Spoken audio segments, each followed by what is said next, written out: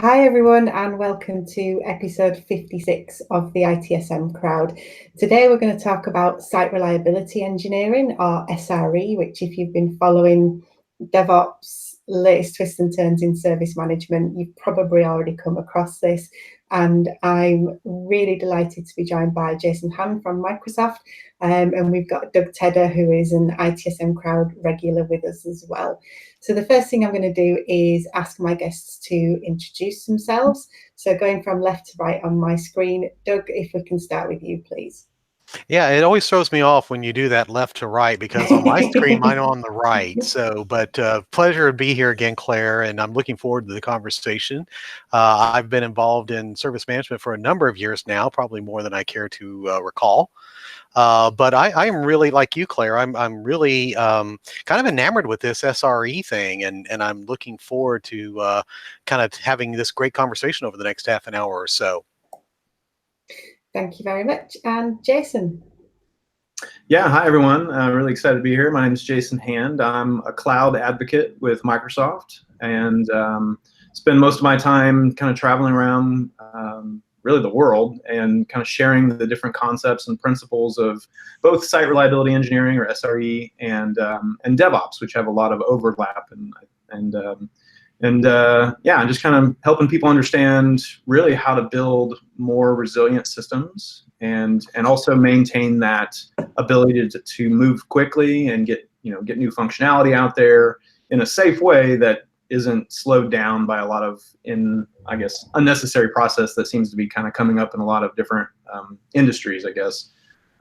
So yeah, that's kind of my background. And before that, I was working in a company called VictorOps, which was incident management and on-call management. So that's kind of where a lot of my experience came from in this realm, because VictorOps was a tool that a lot of teams, especially ops and SRE type of teams, would use in order to be aware of issues and have a coordinated response to dealing with some sort of incident. Fantastic, thank you. My name's Clara Agutter. I'm going to be the host on today's session.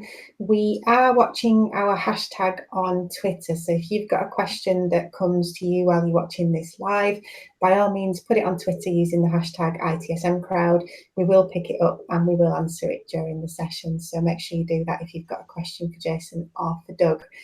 Now, we tend to start these sessions with a bit of a definition, just so that we're kind of clear what we're all talking about. So, Jason, I'm going to come to you first and just say, what is SRE? Where's it come from? Tell me more. Sure. Well, let me start by giving you sort of what we at Microsoft have kind of come to, I guess, an agreement on what site reliability engineering means, or at least means to us, and how we sort of share it. Site reliability engineering is an engineering principle. So first of all, it's an engineering, software engineering principle. It's not something that's intended just for specific groups. Although there are site reliability engineering teams, there are certainly SREs. We believe that it's something that applies to just software development, which then applies to service development, and of course the value that whatever business you're in is trying to provide. But it's a principle that needs to be applied to the entire engineering org. And then the other two sort of key components to it is that we're looking for ways to build appropriate levels of reliability, because as we've seen, as sort of SRE becomes a little bit more mature, is that the idea of, let's say, 5 nines or something around that idea isn't always necessary or appropriate, and creates a lot of, I guess you could say, friction and maybe unnecessary cost and effort to create a level of reliability around a service that just simply isn't really required. And that allows us to sort of talk about things like error budgets, which we were kind of chatting about previously, is that if we're not always aiming for absolute uptime on certain services, that gives us that headroom to innovate and to look for new ways and new processes and new, just different ways of delivering that value. So the main things is that it's an engineering principle that applies to all development, including operations, and it's trying to find an appropriate level of reliability, which isn't always maximum uptime. So yeah, I guess that's kind of my spin on it. Fantastic. And how has this developed? What's the history of SRE? So reliability engineering is actually something that's been around for quite some time, but really within the last, I can't remember the exact year that they published it, but the folks over at Google had put out a book through O'Reilly just called Site Reliability Engineering, which really outlines sort of their concepts and how they approach it. And they shared a lot of great ideas that I think many of us in the industry in the world are starting to adopt. But I think also if you've taken the time to read through that book, you realize that these are Google solutions to Google problems, and not all of us have that same type of scenario. So it's really it's not something that's meant to be a prescriptive approach to building site reliability engineering principles. It's really just here's what we did and why, and take from that what makes sense for you. And Doug, I'll bring you in at this point because I know you've been looking into SRE. Did you see links to kind of service management in there when you were looking at it? Well, and I have to admit, I kind of looked at it from a service management lens, but I was impressed. I mean, to Jason's point, yes, these were Google solutions to Google issues, but it was just fascinating that the level of work that they put into this to define what the solution would look like, and then get the entire organization. Or those folks that had the SRE SREs on their teams to kind of get on the same page, and it kind of broke, from reading the various, I hesitate to call them case studies, but that's kind of what they are, just chapter after chapter after chapter on how they did this kind of thing and how they approached it. It really broke down. It appears from the reader's perspective, my perspective, that it appears that it really broke down a lot of barriers and silos for teams working together, and it was just really interesting to see how they developed it and just kind of keeping up with it just a little bit. How they continue to evolve it, and how other companies are starting to adopt, as Jason mentioned, how they're starting to adopt some of the principles and concepts that are in that book.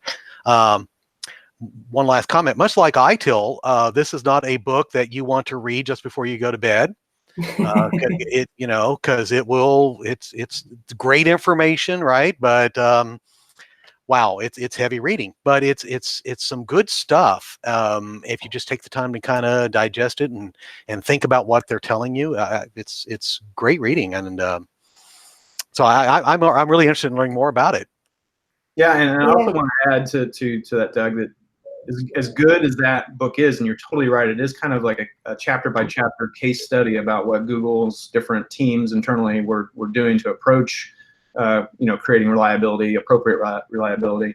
And there's another book out there from O'Reilly that actually my coworker David Blank-Edelman kind of helped put together, that's called Seeking SRE, where it really takes he goes out and interviews a lot of other companies, the sort of non-Google approaches, and kind of fills in the gaps of, okay, yeah, I've read through the big SRE book from Google, but this doesn't really apply to me because we're not, we don't have those same problems. And so it's nice to hear from all these other organizations about how they approach SRE, because there is a lot of nuance. And like we were talking about before the show, prescriptive approaches just don't really work in our industry for most people, because you try them and you realize, well, this isn't our exact scenario, so we're going to have to tweak it. We're going to have to do what is more of the right approach, the good practice for us, rather than trying to adopt somebody else's recipe. Boy, that sounds oddly familiar, doesn't it, Claire? I mean, that's something that we've been saying for a number of years, is you adopt these approaches and you make them work for you. And that's what I think kind of hits home with me as I look at what's been done. Oh, Claire must have dropped out. I saw her go off the screen, so she may have. But it really fascinates me that, I mean, to your point, I hear these common threads over and over. I've been in the IT industry for a number of years now, and it comes back to the same thing: is there are some fantastic ideas out there. But the challenge is really, how do we adopt them and have them make sense to us and make them good practices to us? And so I've written on my list of books to go get the Seeking SRE book as well, because it's good to hear the different perspectives of that kind of thing. Mm-hmm. Yeah, and I'm not sure if we're still live or if we lost our feed when Claire dropped out of here. But you're absolutely right, and I think one of the things that sort of that sort of awareness that we can't just take what Google is doing or has done and just slide it right into our scenario has really helped. I feel like it's really opened pulled back the curtains on what we're doing and why we're doing it. Yep. And certain terminology like best practices has really fallen out of favor because it's not the right term. I think we use it, we say, what are the best practices for this and that, and most of us understand that we can't follow step by step. But a lot of us are getting very conscientious about the language we use. And myself specifically, I won't use the term best practice in anything because I don't want to mislead people into thinking this is the best way to do it. This was the best way at a specific point in time for a very specific problem for a very specific company. And I want people to be very clear on that, where I think we can get ourselves into these really tricky situations where people, not that they're lazy, but they are looking for the answers, they are looking for shortcuts, and they just want to get the job done so they can move on to the next thing. And so they want a very prescriptive approach, and I always heavily push back on that. I just don't think that that's the right thing. I think it's much better for you to understand why some of these things are being used, and then see what works for you. And it's not going to be an easy thing. It's not going to be something where you can just go buy a book or read an article and then implement something. It's the exact same argument with DevOps. Everyone wants a very prescriptive approach of how do we do DevOps. And immediately when I hear someone ask that question, it makes me realize they don't really understand what DevOps is in the first place. So we have to take one really big step back and let's talk about what you're trying to do. What is the business trying to accomplish? What is the value of that business? And then let's unpack it from there, because from the top level, the business has value that it's trying to deliver on. There are services that deliver that value. There are applications and infrastructure that deliver that service, and it just kind of keeps going down the stack. Right. But we can't be monitoring for infrastructure and applications and think that that gives us any kind of insight into the value that the business is trying to deliver on. And so SRE, one of the things I try to coach on is that, especially in a cloud world, monitoring and alerting and responding to technology failures, although still important, is not really giving you an indication or giving you any kind of comfort about, are you delivering on what it is your users want from you? Right. What are they trying to get? Because they honestly don't care what cloud you're on. They don't care what technology you're using. They don't care if it's serverless or if it's containerized or it's something nobody's ever heard of. They're trying to use your app to perform a task to solve a problem for them. Full stop.